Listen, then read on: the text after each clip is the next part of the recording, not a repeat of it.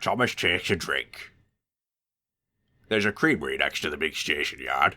Chomish, and sometimes Edward, would shunt tanker wagons to the dairy siding where they were filled with milk by hose pipes.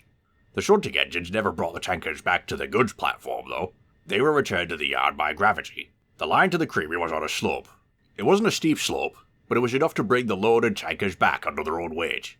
Chomish and Edward didn't have to worry about bringing the tankers back, but they did have to make sure that they were out of the way as the tankers were gravity worked back to the yard.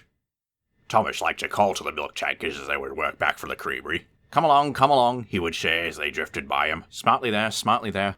Chomish didn't like trucks, but milk tankers were different.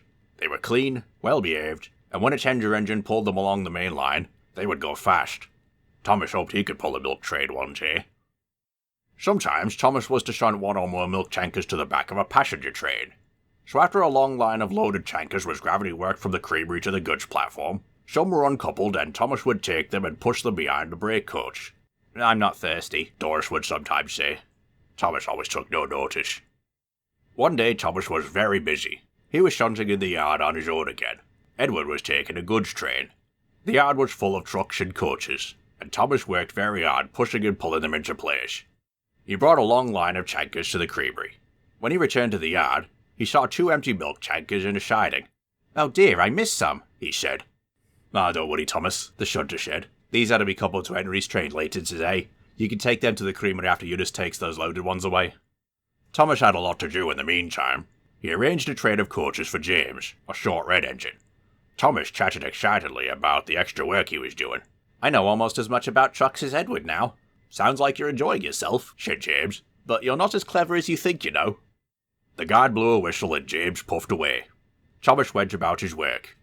Then, as the loaded tankers were worked back to the yard, Sid was worried about water. We should have gone and filled your tank after shutting that passenger train, but you were busy chatting to James, he said. Never mind, said Charlie. We can fill up after we take those tankers to the creamery. Thomas pushed the tankers to the dairy siding and backed up to the hose pipe. Just in time, said Sid as he climbed up and put the hose into Thomas's tank. He turned the tap, and then he and Charlie decided to start eating their sandwiches. When Sid returned, he realized that Thomas had stopped at the wrong hose pipe. His tanks were full, but not with water. With milk. You'll be foaming at the funnel if any of this gets into your boiler, gasped Charlie. Quickly, Sid put out Thomas's fire, and Charlie went for help. Soon Edward arrived. Why can't I go back to the yard by gravity? Asked Thomas. Like the tankers. Edward chuckled. You're too heavy, Thomas. The slope isn't steep enough to bring you back under your own weight. He brought Thomas back to the yard and began to do the rest of the shunting in his place. Thomas's tanks were emptied, and he was given a thorough clean. James laughed when he next saw him. What did I tell you?